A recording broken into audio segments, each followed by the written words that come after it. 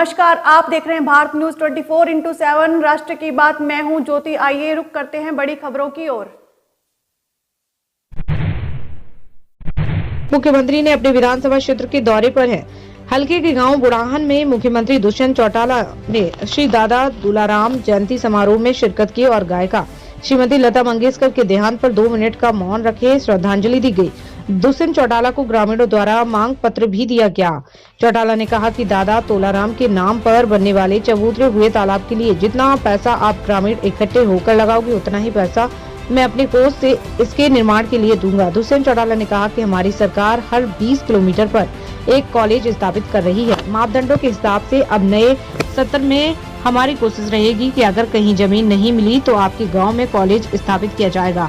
दुष्यंत चौटाला ने गांव के स्टेडियम के लिए मनरेगा बड़ी प्लॉट के तहत मिट्टी डलवाने के लिए स्टेडियम की 4 दीवारी जल्दी ही बनवाई जाएगी और गांव के तालाब में आने वाले गंदे पानी को रोका जाएगा और गांव में तालाबों की सुंदरीकरण के लिए सरकार ने बजट पास किए हैं।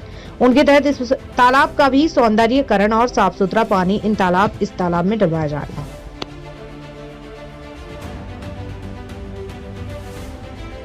की बात है, ये तो नया ही नाम सुना। मैं 2 बार तो जयसपाल जी को पकड़ के बोला, मैं कि इसने पढ़ा तो दिल दिखा के आपने बोला था। अगर उसके लिए मैं पोर्ट अथॉरिटी की ड्यूटी तुरंत लगा दूंगा, क्योंकि अपने 600 करोड़ रुपए पोर्ट अथॉरिटी में मंजूर करें, जिससे सारे तालाबों का सौंदर्यीकरण भी होगा। और अब वो 5 पॉइंट 3 पॉइंट सिस्टम नहीं, नेचुरल तरीके से कैसे उसकी सफाई मेंटेन रहे, तो इसको भी तुरंत मैं टेकअप कराऊंगा कि 2022-23 के बीच में इस तालाब की सफाई का आभार प्रकट करता। मुझे पता है कई साथी मिलना भी चाहते हैं, उनके कोई निजी काम भी है, कोई सामूहिक काम भी है। मैं कोई आपके गांव से जा नहीं रहा, आराम से यहाँ बैठूंगा आपके बीच में एक एक करके।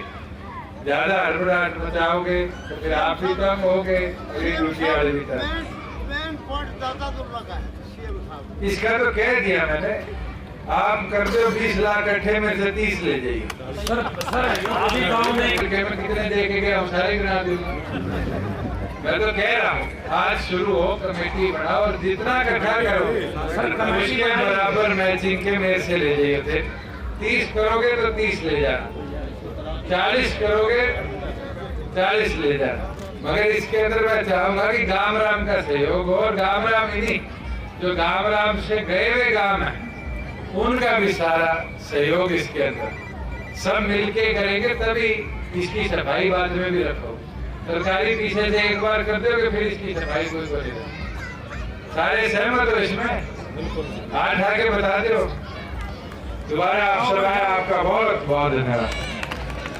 बुजुर्ग युवा साथियों, हमारा प्रयास कि ऐसे स्पोर्ट्स इंफ्रास्ट्रक्चर जो आज खड़े हैं उनको और बेहतर बनाया जाए, उनको और अच्छे तरीके से आगे ले जाए। और उसके अंदर आपके सहयोग की भी जरूरत है, क्योंकि इंफ्रास्ट्रक्चर खड़ा करना बड़ा आसान है, उस इंफ्रास्ट्रक्चर का उपयोग करना वो सबसे महत्वपूर्ण है। और जब गांव के युवा बालक सारे जुड़े रहेंगे तो ये गारंटी है कि खिलाड़ी भी आएंगे, शिक्षा में भी आएंगे। मैं तो और कोई चीज तो नहीं रहेगी। अपने इस इलाके के अंदर कबड्डी का एक अलग लगाव रहा है और बहुत योगदान भी है, हरियाणा की टीम में भी और देश की टीमों में। लड़कियों ने, ऋतु जैसी ने तो इस इलाके को नाम को दुनिया में रोशन करने का काम किया।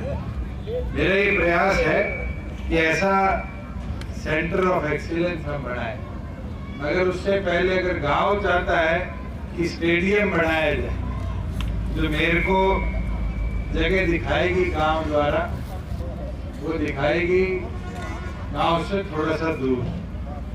स्टेडियम का जब ही लाभ होगा जब गांव के 7 लगती में जमीन दी जाएगी।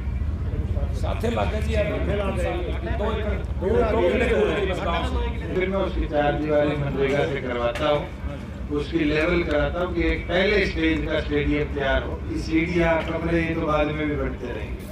इसके लिए मैं एसडीएम साहब से करूँगा अनुरोध कि आप इसका तुरंत मनरेगा से एस्टीमेट बनवा के 4 दीवारी का HRDF से और लेवलिंग और जो ग्राउंड वर्क है ट्रैक का और का, उसको मनरेगा से तुरंत लेने का काम।